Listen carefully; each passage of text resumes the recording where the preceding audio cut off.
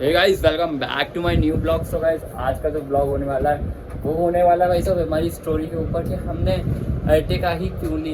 लेने को भाई हमारे पास कार्स के भी ऑप्शंस थे और भी मोर ऑप्शंस थे। 2-3 ऑप्शंस आते हैं, इनोवा क्रिस्टा भी आता है। छोड़ो यार, मैं क्या कहना चाह रहा था, जो मैं कह रहा हूँ कि हमारे पास इतने ऑप्शंस के होने के बावजूद भी हमने अर्टिगा CNG क्यों ही ली। लेने को हम टॉप मॉडल क्यों नहीं लिया, VXI ही क्यों लिया। तो भाई इसका पूरा वो करेंगे आज। तो गाइस, सबसे पहली बात, चलो पहले गाड़ी की तरफ चलते हैं। ये उठाते हैं चाबी।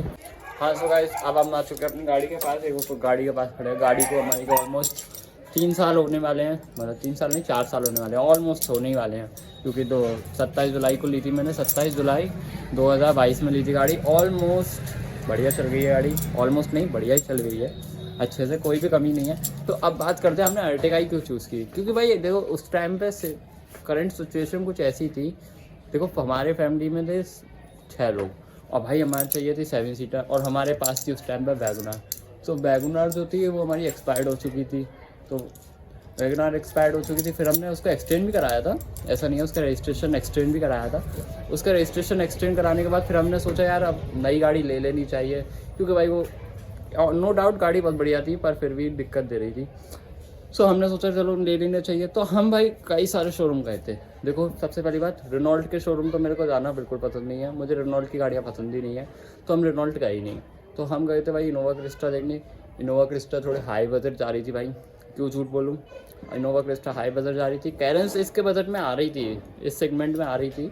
पर कैरेंस में भाई दिक्कत क्या थी कि कैरेंस में था IMT। तो IMT जो होता है वो तो आप लोगों को पता ही होगी। IMT मतलब क्लच नहीं होती है, उसके अंदर मैनुअल गेयर होते हैं। तो ये वाली बड़ी कंफ्यूजन थी।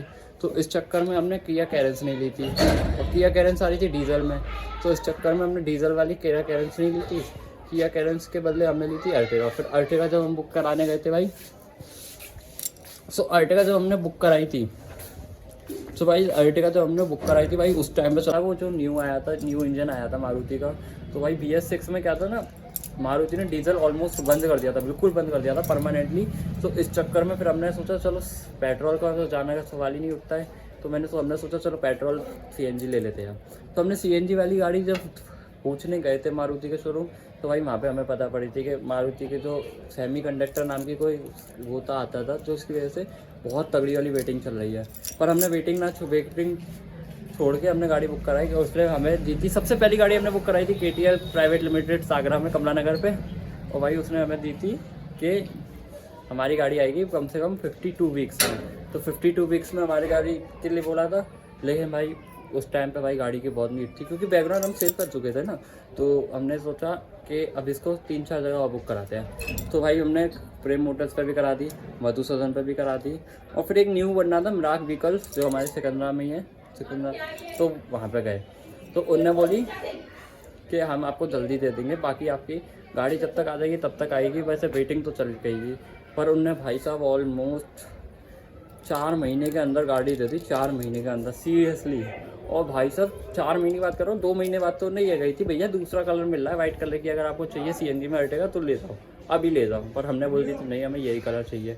फिर भाई ये जो गाड़ी आज लेके आए थे हम, तो ये गाड़ी हम लेके आए थे। सो हमने इसकी जो डिलीवरी ली थी